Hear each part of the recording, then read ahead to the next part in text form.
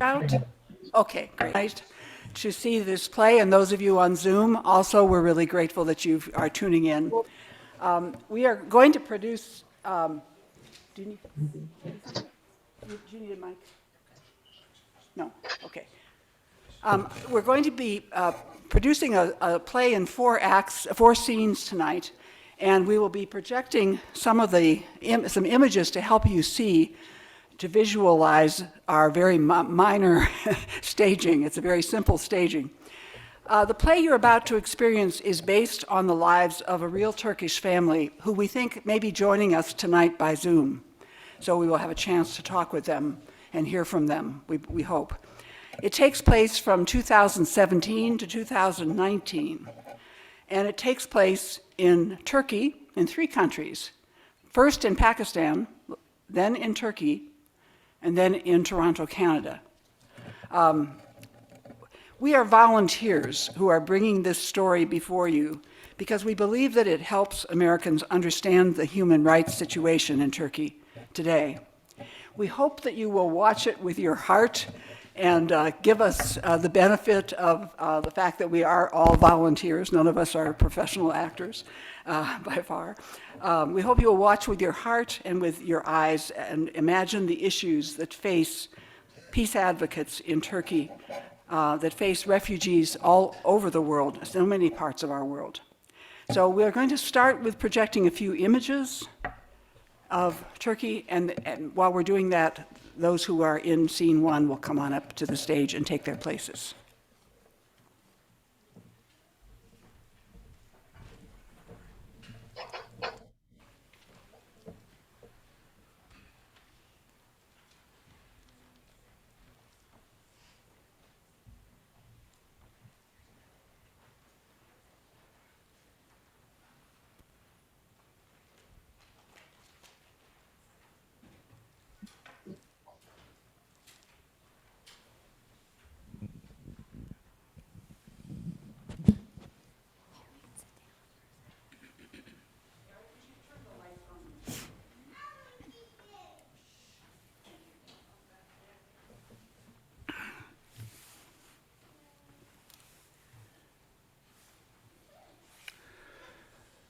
The setting is a small apartment in Lahore, Pakistan. It is 2017. A Turkish family lives there. The mother, Saifam, and the father, Selahaddin, are both teachers who have been teaching in Pakistan with the Hizmet organization. Saifam and their 2 daughters, Amila, 14, and Aisha, 12, are setting the table for dinner and talking with each other. The radio is playing Turkish music softly in the background. Saifam, Amila, and Aisha are preparing a meal when Selahaddin rushes in, obviously upset and out of breath. Quick, gather your passports and a change of clothes. Get your jewelry and our money. A unit from the Army of Pakistan is on its way here now. I saw them going into the apartment of a friend on my way home, and I'm sure they're coming here next. We have to try to flee now. Why? We're not in Turkey. We've been here in Pakistan for 2 years.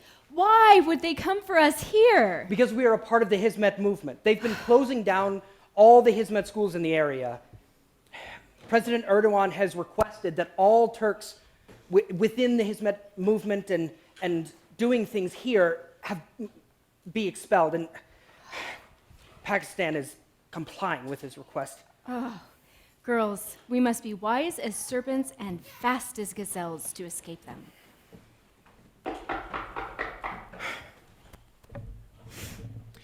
I arrest you in the name of the government of Pakistan.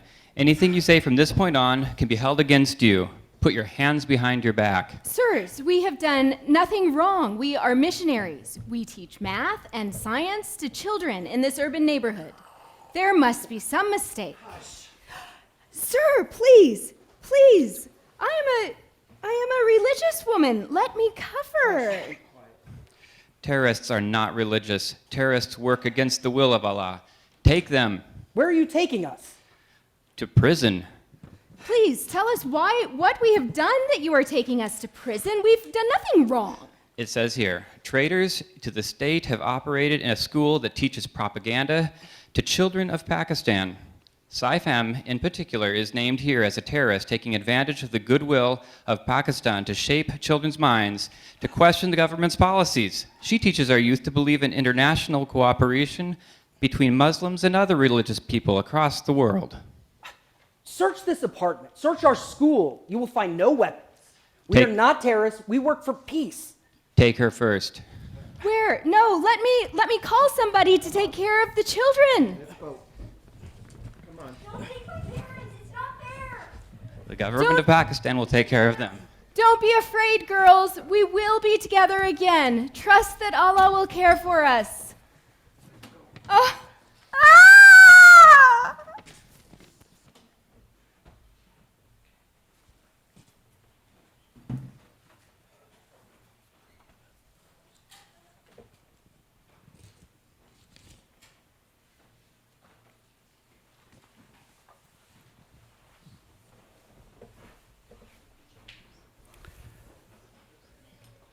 It is 6 months later. The family was flown out of Pakistan the day after their arrest and imprisoned in Turkey.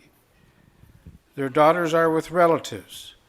Most of their relatives, knowing they were accused of being terrorists, are afraid to befriend them. The setting is a prison cell in the closed prison in Ankara, Turkey. Street sounds come through the barred window at the top of the wall, people calling to each other, cars honking. Saifam and 4 women sit on cots, silent, despairing. There is a sink and a toilet, but nothing else. The women's arms and faces are bruised. Their heads are covered with scarves or hijabs. When my daughter was arrested, she was pregnant, and they brought her into these very walls and gave birth here. Can you believe that? I can hardly believe it. And they just,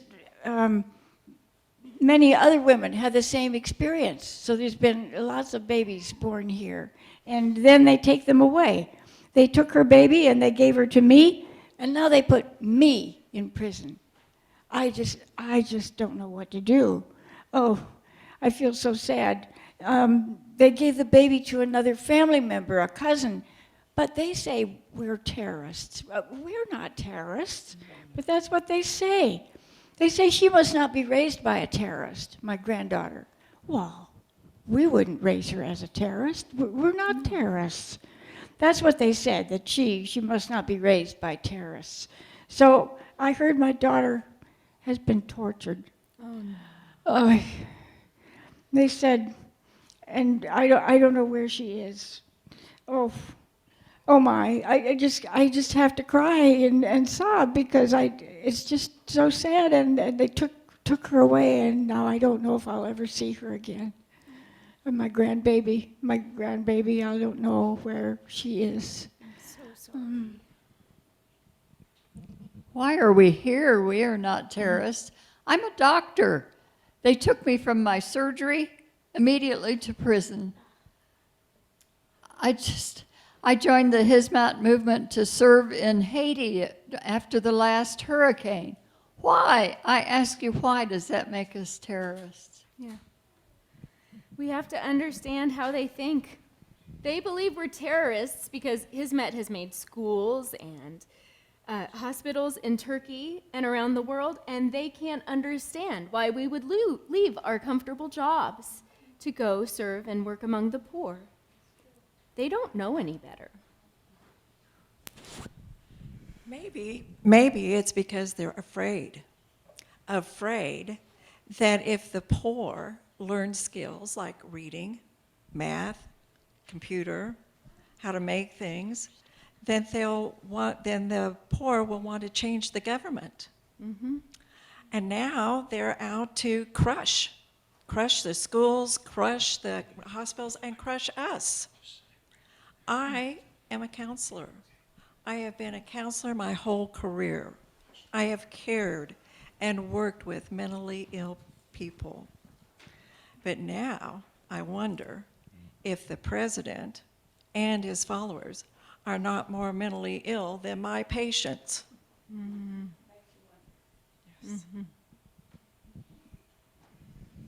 Well, I care for children in my home. My work is no threat to President Erdogan. I want to help children in our country and other nations get enough to eat, have books to read, a safe place to sleep. My husband warned me that my volunteer work with Hizmet, tutoring children in poor neighborhoods of Istanbul, could get me into trouble. I didn't believe him. I just want to help children, so what's wrong with that? No, I understand. I'm a teacher too. I taught in Congo for 8 years and then in Pakistan for 2 more. And I am not a revolutionary, just a conservative Muslim woman who believes the teachings of the Quran to do charitable works. That's why I became a teacher. And for this, they separate us from our families. It doesn't make any sense. And lock us up. We've lost everything. People in our family are afraid to talk to us. They think that if they associate with us, they will be called terrorists. Yes. Yes. And my husband says his family won't speak with him since they brought me here to prison. So, I just keep thinking about my daughter and my grandbaby. I just can't stop thinking about that. What? Get up. Why? What? You have interrogated me for months. I can't tell you where there are any terrorists because I don't know any terrorists. Come. You are going for your sentencing. Sefam, stay strong. I have heard that there are people escaping across the border into Georgia. And I've heard that some have made it as far as Canada and the United States. But I have also heard that some have been tortured to the extent that they do not survive it. Hearing that just makes me wonder all the more where my daughter is and my granddaughter. I can't stop crying. They took my daughter and my granddaughter and I'm so distraught. Will we ever see each other again?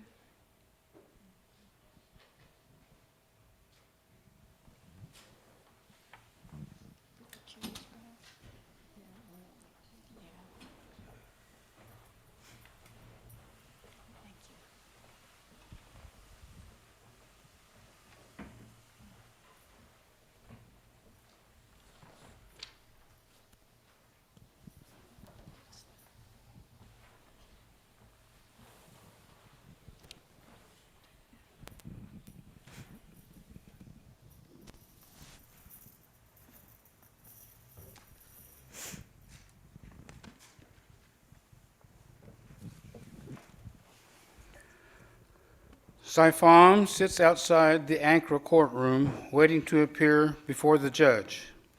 She is crying. There is a small window out to the street behind the bench on which she is seated.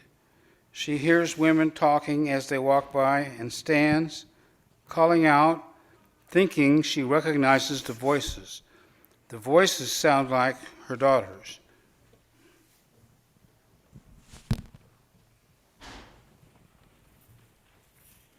Aisha, Amila, it's me, your mother. Aisha, Amila? She thinks she knows us. How embarrassing. She might be a thief. Why else would she be coming before the court in chains?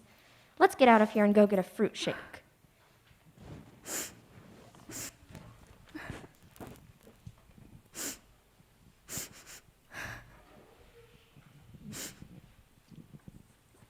Excuse me.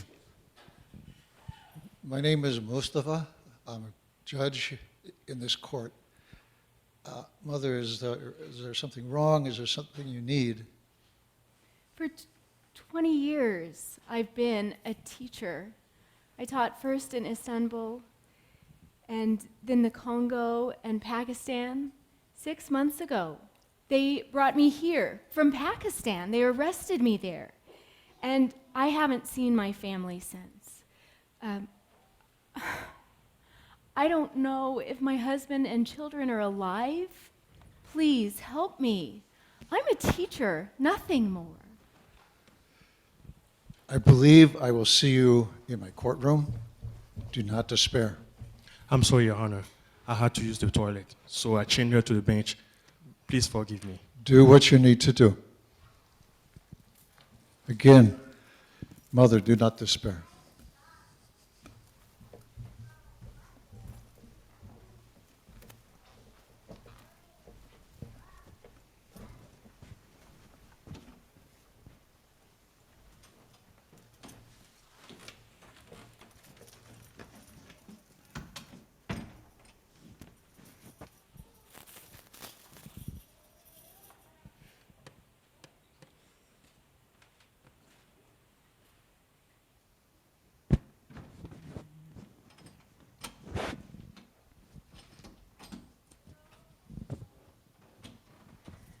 Praise be to Allah and to his Prophet Muhammad.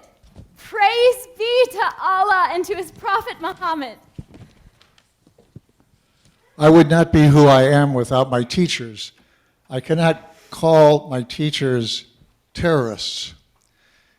And no matter what President Erdogan says, here, please take this. You might need it to find your family or even to get out of Turkey. Thank you. Thank you so much. May Allah be with you.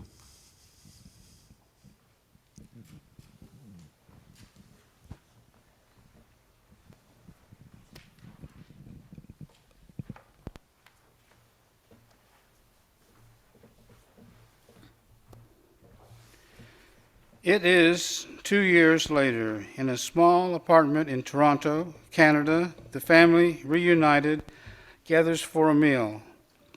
The space is similar to their Pakistan apartment, Spartan, with few pieces of furniture and everything old and worn. Saifam is preparing a meal and the girls are helping her. There is a sofa covered with rugs. In front of the sofa, a small table with a covered dish in front of them. They are refugees, asylum seekers now, and Canada has taken them in.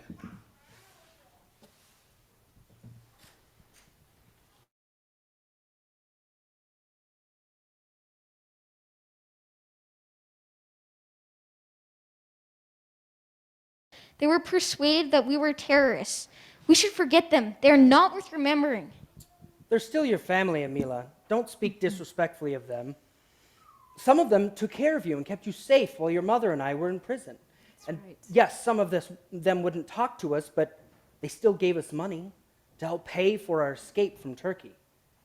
Remember, we had nothing. We had no money, none of Mama's gold. We didn't have passports, no ID, no jobs, no proof of our university educations. Do you want to go back, Father? If Turkey changes, if it is no longer a police state, and yes, of course, it's my home. I want to be able to teach again. It's what I love to do, to work with children. But here, I don't have my credentials.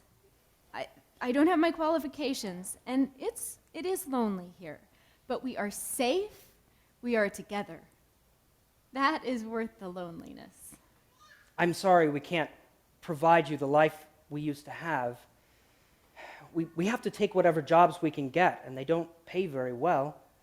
But thanks be to Allah that we have found other families from Turkey, refugees here as well with us. It helps us. It greatly helps us in our ability to live this new life as asylum seekers. Well, I will never go back. I am quite happy being Canadian, and I am friends with people from lots of countries here.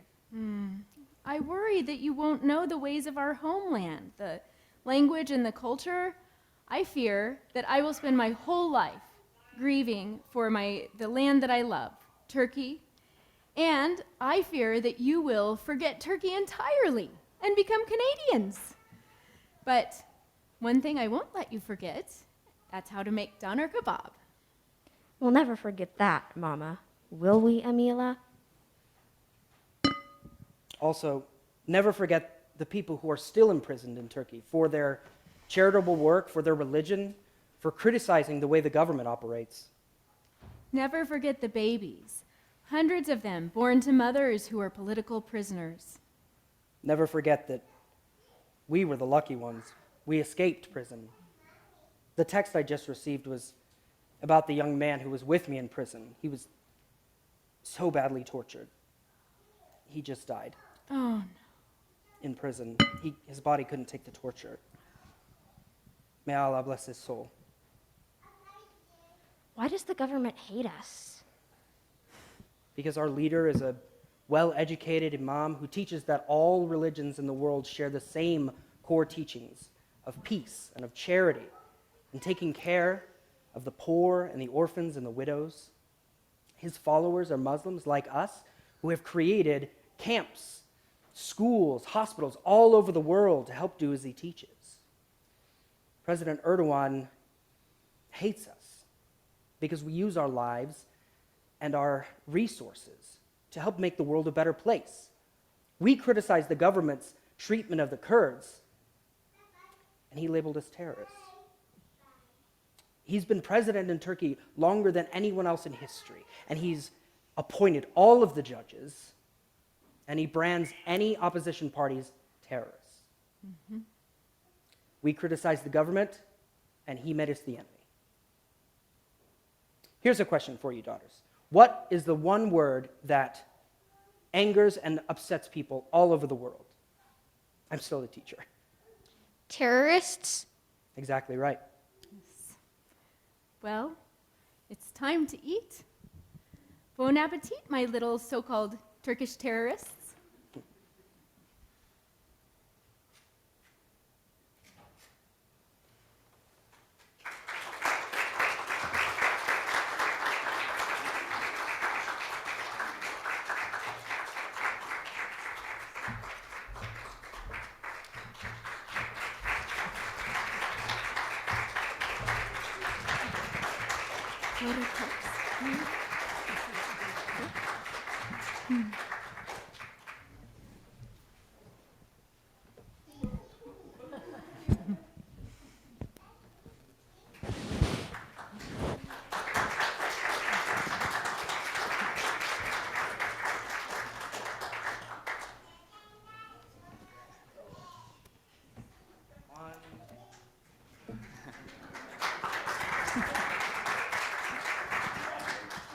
And could we have a round of applause for our director and writer, Gretchen Ike?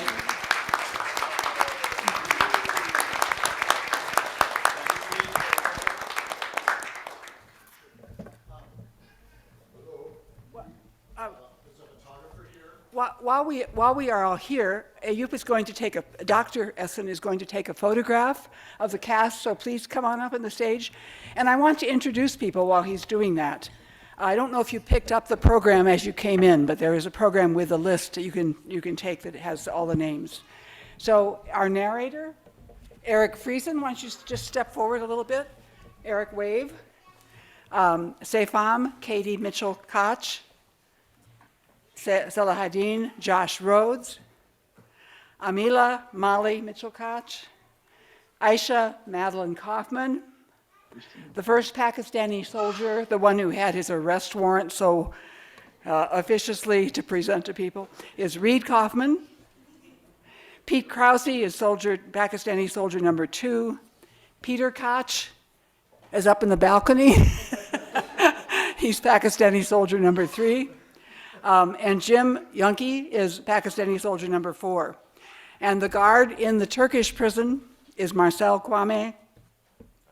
And the women, Miriam Knopfsinger is the woman whose grandbaby was taken away.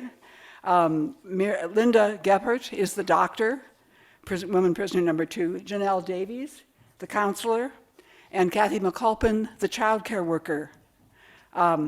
The teenage girls who Sefam mistook for her daughters are Reed redressed, recostumed, Molly Mitchell-Koch and Madeline Kaufman. Michael Poge was the judge. And we want to thank Miles Thompson, who has been recording this on Zoom, and hopefully we'll have a recording that we can post also on YouTube. And Ron Glanzer, who's been handling the slideshow. Everybody just stepped in and helped with, just said, do you need me? I'll be glad to help. So this has really been a wonderful undertaking.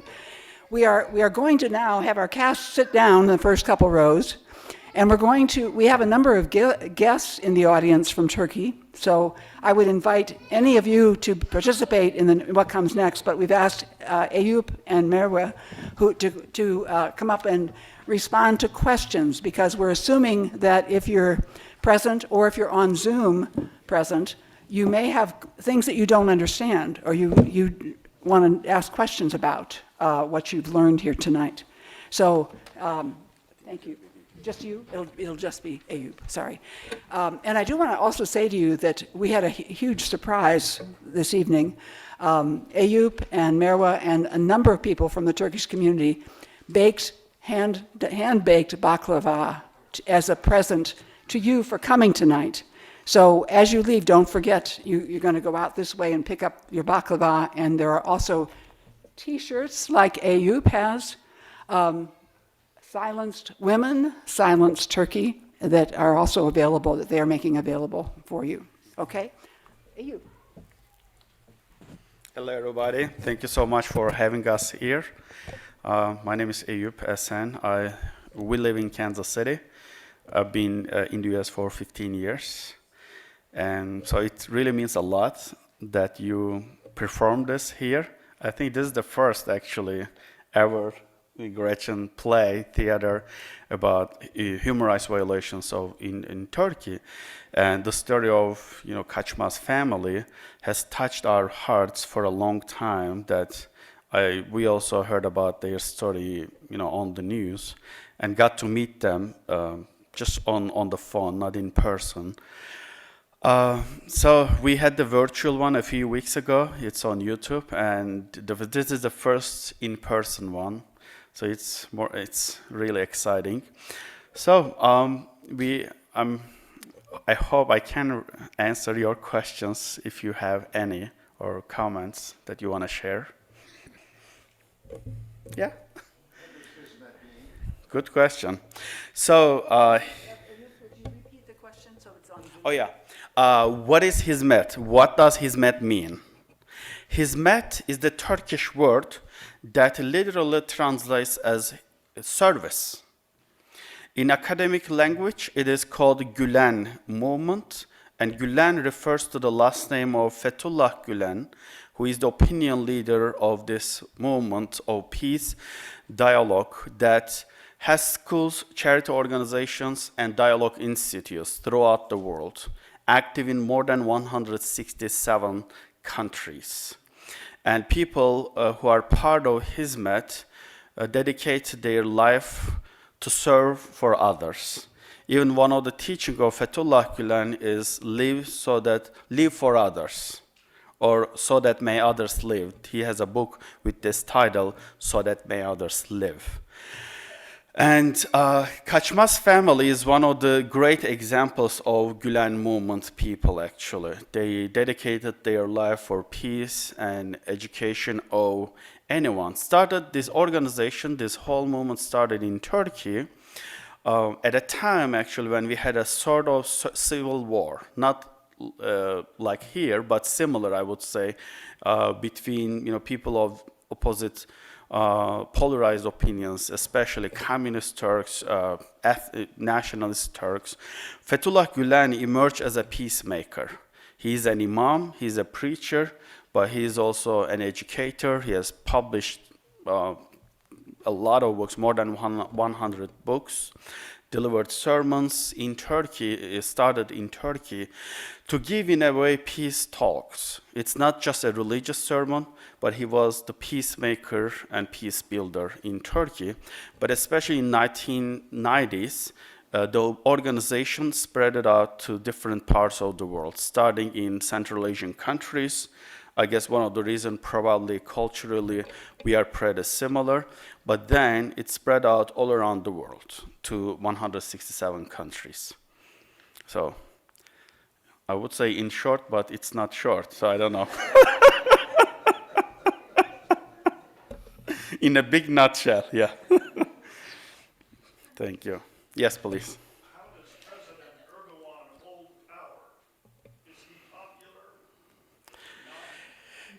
popular? Good question. How does Erdogan hold the power? Is he popular? Is the question. That's a good question. He came to power about now, actually, I guess 20 years ago. When he came to power, he was such a good guy, surprisingly. And a lot of people supported him. Before he came, Turkey was having also another oppressive regime by mainly ultra-seculars.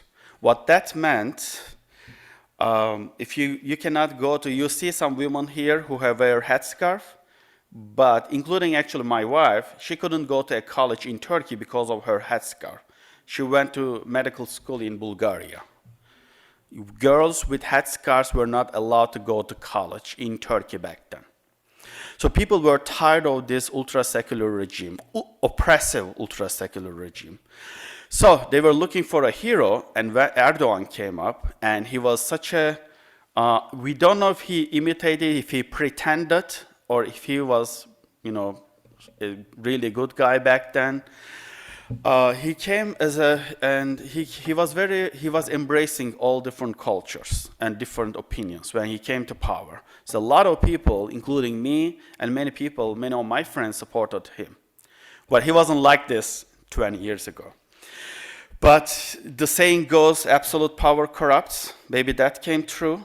And over the years, about 8 years ago, his party, at some political ministers that is affiliated with the current party, got involved in bribery and corruption. That was a big scandal revealed by the judge, the prosecutors, the police officers. But all of these judges, prosecutors, police officers were the ones who got arrested. Can you imagine?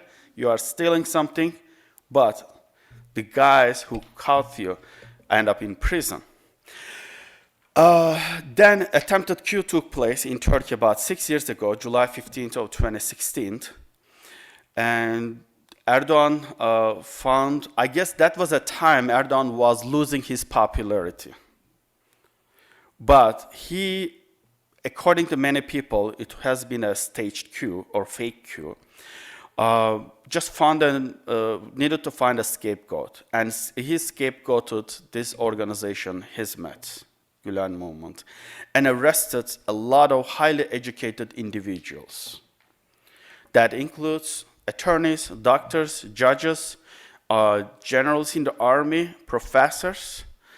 The actually inmate population, the political prisoners, their level of education are quite high, even probably they are way higher educated than the people living outside of Turkey.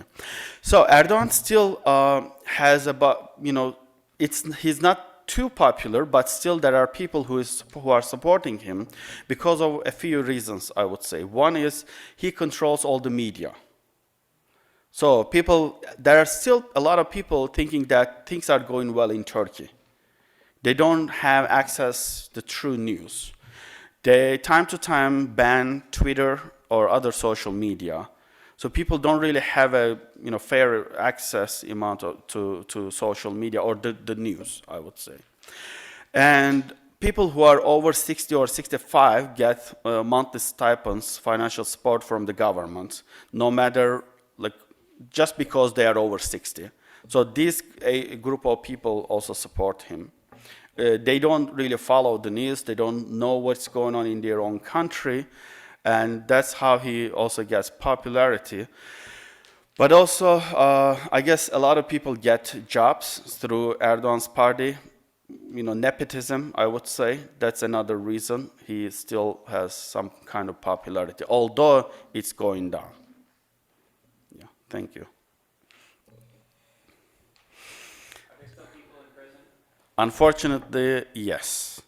there are a lot of people, that includes mothers with their babies, with their kids.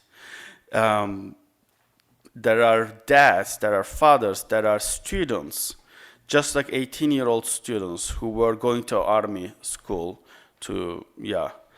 and they end up in prison. But there are thousands of people arbitrarily detained and still in Turkish prisons. And a lot of people have been trying to flee from Turkey by boats, with taking risks. Their boat may capsize, which actually unfortunately came true. There have been people who got drowned. I know a guy whose wife and 3 kids got drowned in the Evros River, which is the river that connects Turkey to Greece. But people are so tired and they take that risk. It's a very risky river, but they take the risk and cross that river. Unfortunately, that is true. It may sound like a nightmare, but that's the reality that a lot of people are going through. Maybe it was 8-9 years ago when the civil war in Syria started. I don't think I really felt empathy, or I felt empathy, but not the full empathy. I was having hard time when I saw people on boats trying to, a lot of people on one boat and the boat is capsized. I never understood why they took that risk. But I guess when you are really in that situation, there are times that you think, okay, that's the only way to reach to freedom. And I have a microphone here. Kathy? Yeah, we got one more question. Well, what can people in the United States do to help? Thank you so much for this question. And it's a sad topic to discuss. And we don't want you to leave with sadness here. So what can be done? It's not easy, but also it is easy. Gretchen, Miriam, and Jim here, members of this church, are part of our bi-weekly meetings. Advocates of Silence Turkey is a human rights organization defending the rights of people living in Turkey, being the voice of the voiceless people in Turkey. So we gather monthly and have meetings bi-weekly, but after April, actually, it will be monthly meetings. And we discuss what we can do here. There have been actually different projects. With AST, we have 24 different teams. And the recent activity we had done was in International Women's Day rally. And that's throughout US and a few European countries. And we try to be the voice of a woman who is a cancer survivor in Turkey, but even though he has a rare case of cancer, and even in the best conditions, she can only survive for 5 years. And she is just released for temporarily, and she might end up in prison again. So telling her story, even, when I say even, not to look down on it, but telling her story, sharing her story. Sometimes actually with our team, we just do video recordings of support and care. Just one short story. We had gone to a dinner to a Turkish family's home in Kansas City with 2 American friends. And this Turkish lady had bought some gifts, like earrings, to give it to the women guests. And she said she got it from a Turkish woman who was in prison and then released and started a small business on Etsy. You might be familiar with Etsy. And then she gave that, earrings to the American friends and my wife. And then we said, oh, let's record a video and send it to her, and both a thank you message, but also a message of support. Just the next day, I got a message from our host and hostess that said, this lady in Turkey who started this Etsy business was about to commit a suicide. But because of that video, she changed her mind. So sometimes, that video message might sound little, but it may save someone's life. Other than that, we have a lot of other projects writing reports. We need like editors or translators, proofreaders, that could be another thing, but also graphic design people, creating flyers, or actually voice artists, like voiceover. So those are some of the things I think people can help with. Ayoob, I was wondering if anybody from Turkey in the audience would like to make any remarks about the play or about what you're doing. And I know that's a personal choice, but if any of you would like to respond. One of the, I guess, risk, anyone definitely can just get the mic and speak, but one of the, I think, concern for our community, that our families are in Turkey, and some people just are afraid to get the mic and speak, because that the government, follows, and that might, hurt their family over there. So I'm not sure if other people feel comfortable, but that's one of the real issues we are having. Say, I don't know, it's really, I mean, when I heard about this, about Chinese people, I didn't understand. I had a Chinese friend, just met through pickup games, basketball games, and I realized he's not playing basketball with other Chinese people, who's playing with me and a couple of other Americans. And other, a lot of Chinese students at KU, when I was at KU, was playing on the other side. I said, why don't you call them? We can play with them. He always tried to change the topic, or he said he doesn't want. Finally, after he, I guess, trusted me, he said he just wants to bring democracy to China. And those other Chinese might be agents for the government. So it was hard to understand that for me back then. You guys are from the same country. How can you be spy on each other? But it is also real here. So because of that reason, I think a lot of my friends are concerned about being on social media or other media outlets. But still, if anyone wants, they can. That's a really good point for all of us to know. Thank you. Yes, please. Miles, have there been any questions that have come across on the Zoom? Okay. Oh, by the way, I don't know if they can speak. The real people who went through this story, this story, who was abducted from Pakistan and taken to Turkey, they are also on Zoom. If you have any questions to them, I don't know if they can hear us. Hopefully they can. Meral and Mesut Kaçmaz, who are the people who went through this whole challenges. Do we have any, can you see the name? I've given the name to Miles. Mm-hmm. Miles, are they participating? I saw them, yeah. I are. checked the Zoom, they are on Zoom. Okay.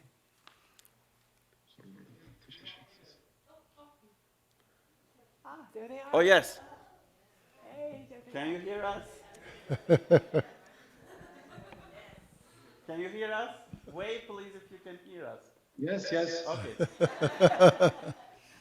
So, hi, everyone. Hello. Sorry, I forgot that you are over there. I was responding every question. Mr. Ayoob, you have forgotten us, just waiting over here to receive some questions, but you forgot us. And really, we are very happy, very grateful to see this kid and theater, and I'm very grateful. I would like to thank, on behalf of my family, to all players, all audience, and organizers, and the church management as well, and you and ST. Thank you so much. Thank you.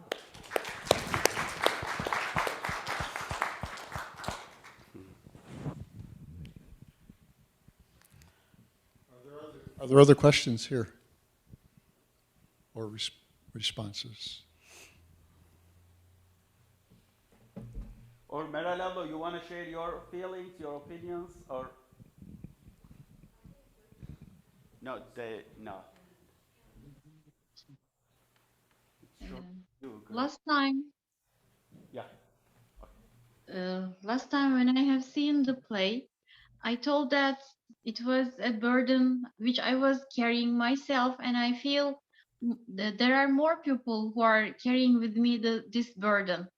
And the points which you have highlighted, even when, for example, when it was asked us what can Americans do, we just even we don't know what can they do. Just we are trying to bring the stories right now to the surface. We are at that stage.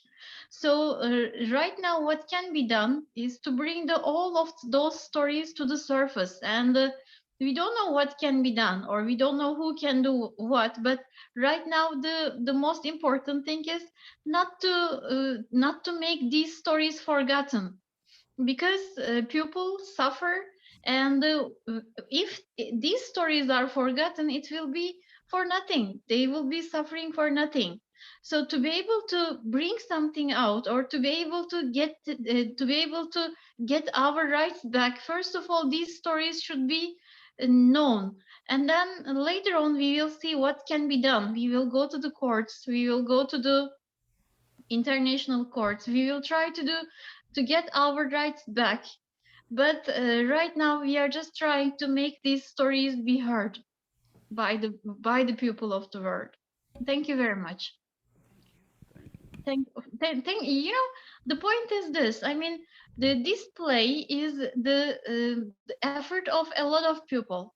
And then when I say thank you, I don't know who to thank the most, because I know that everyone over there put their all efforts, from the cast, the director to the writer. So all of them put their all efforts, and to the audience, to the people who share our feelings.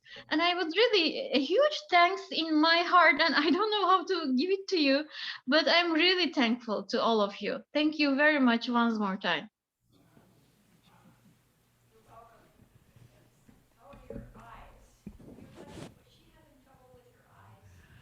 The question is for you. Are you still having trouble with your eyes? When we spoke with you through AST, we remembered that you were having some problems with your eyes. Yeah, I still have problems with my. Oh. Yeah, unfortunately, it's because of the paralysis. I had a Bell's palsy, facial paralysis, and my left side is still affected from the paralysis, unfortunately. I'm trying to speak with you through my right side, but the left side is still affected, yeah. Look, you look wonderful, you look fine, but I think the fact that Miriam remembers hearing you tell us that story says something about what it does for the Americans who are part of the Advocates for Silenced Turkey group, because this is a time in the world when so many of us are struggling with depression about there are so many hopeless situations. I mean, it seems so despairing. We look at the news and we see what's happening in Yemen, and we see what's happening in Ukraine, especially right now, and we feel like, what can we do? And one of the things that we benefit, those of us who are part of AST, have been blessed with, have been given by AST, by the Turkish community in exile, is the opportunity to hear these stories, because every 2 weeks someone visits with us and tells us their story. And then at the end of the meeting, we just go around and say, we wave and say, we're thinking about you, we're praying for you, you are in our thoughts. And that may seem like a small thing, but it's a tremendous gift, both to the recipient, but also to the giver. So if you decide that you're interested in participating, this is something that I know the three of us have found very meaningful, and we would, no way you would welcome anybody else. Are there any more questions? We don't want to keep you beyond the hour we said we were going to take, and we're just about at that point.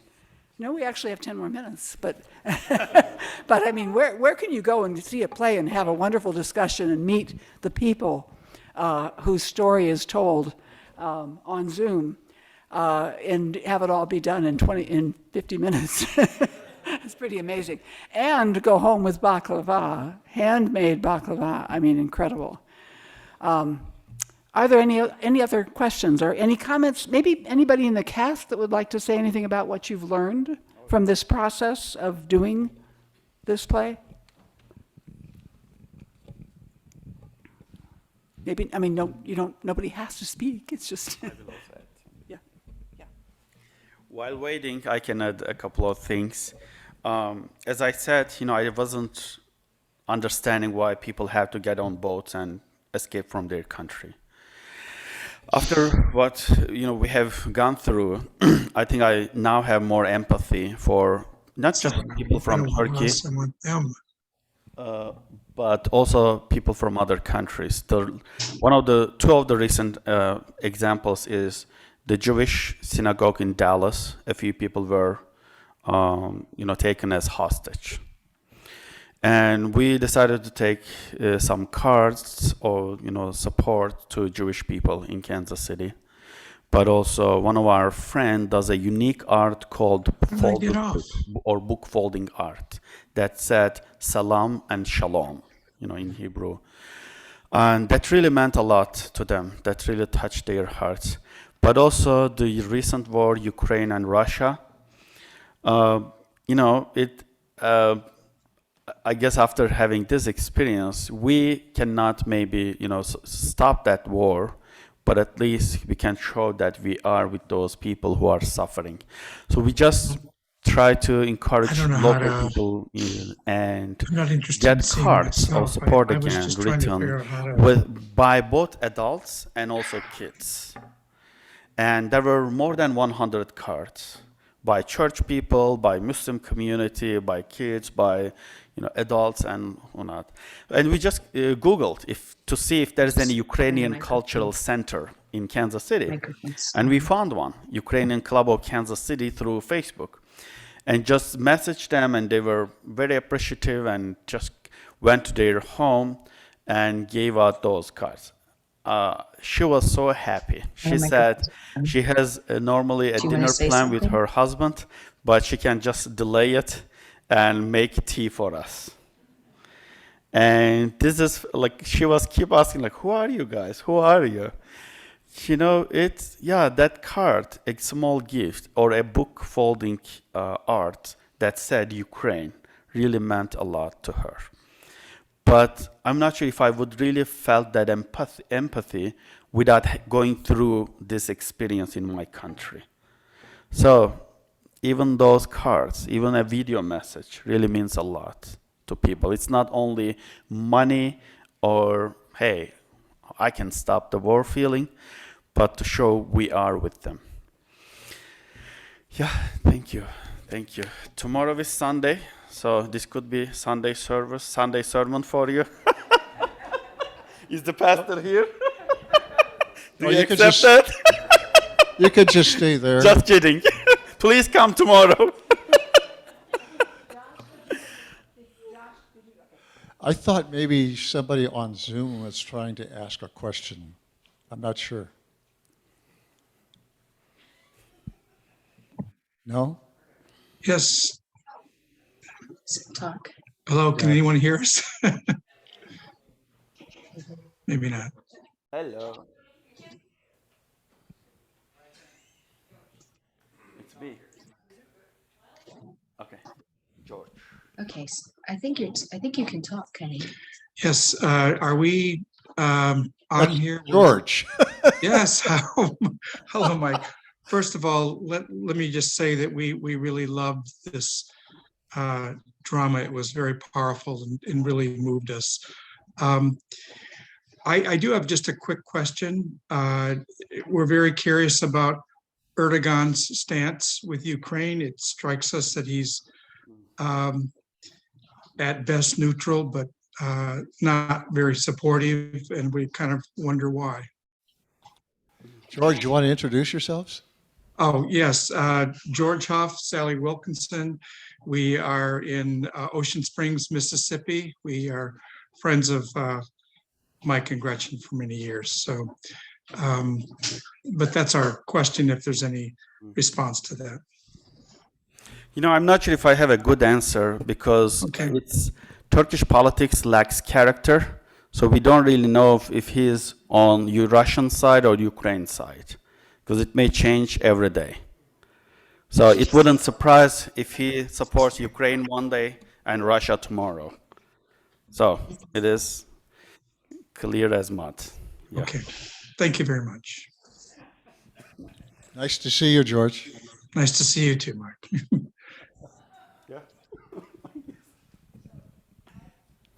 Yeah.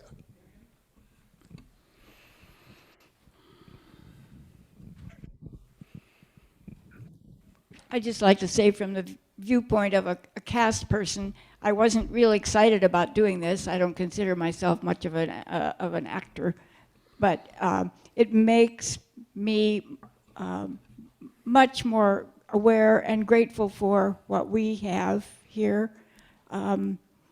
We don't really understand what the situations are that people are going through, and we know that in Turkey, there's been many things. In Ukraine, it's terrible, and Yemen, and all the places that Gretchen mentioned, and I'm just found myself being very grateful for everyday life, small things.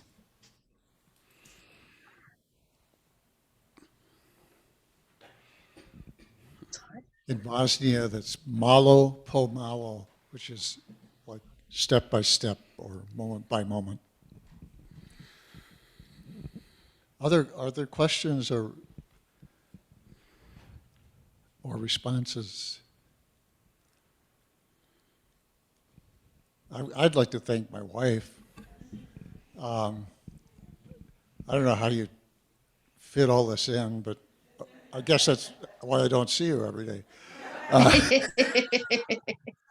We have studies that are at the end of a hallway at our house, and we each disappear into our studies and do our different stuff, subversive stuff. I mean, writing is subversive. This is educational, but this is also what I see, or what I believe is the power of what Martin Luther King Jr. called the beloved community. And I just think we can't be reminded enough about that concept. And when we ask, what can we do? We're doing it by being right here. To some extent, we're doing it because we're building, adding to the community of subversives as well as supportives of people in need. And so I just think the whole idea of the beloved community, internationally, locally, is something that's important. And that also, speaking as a cast member, as a judge, I just feel like part of a growing community that started, I guess, in 2012 when we went to Turkey. And Ayoob was there, putting us on airplanes and going here and there. And but Gretchen, thank you for writing this play, and also the Bosnian play. You've done two plays, and that are really both very, very important. So thank you. You're welcome. As we close out this particular hour, or this evening, I wanted to share with you an email that I got today from our Bosnian professor who was our boss. We've taught for half of 4 years in Bosnia at a Muslim university. And I'd written to her and said, how do you feel with what's going on in Ukraine. Are you afraid? And she wrote back and said, we're terrified. We are, all the PTSD that we experienced during the Bosnian War has returned. You know, you're constantly agitated and fearful, and you hear sounds and you jump. And we're very worried because of the threats that if our country joins NATO, Putin has said he would bring the war to us. And so, I mean, we who are working for peace and for friendship and collaboration between people, we are a small minority in the world, and we are extremely important, and we must never forget how important our work is. And when we start to get discouraged, keep remembering how essential it is. And remember what Margaret Mead, the great anthropologist, said, which I think is so true: never forget the power of a small group of committed individuals to change the world. Indeed, it's the only thing that ever has. And so as we go out and have our wonderful baklava and go out into the night, may we look at each other in the eyes, even if we're not touching as much as we were pre-COVID, right? Just to be able to see each other and kind of say, you know, I am you and you are me. We are all part of the human family, and we are doing our part for peace and justice in the world. Thank you so much for coming tonight. Really appreciate it. And thank you so much to the cast. You are really amazing. And the people who did the technology. And travel to your home safely. Ayoob, did you have anything else? Just thank you for being who you are and what you do for humanity. Thank you. And don't forget, there are T-shirts also if you want to take advantage of this incredible generosity to offer us T-shirts as well.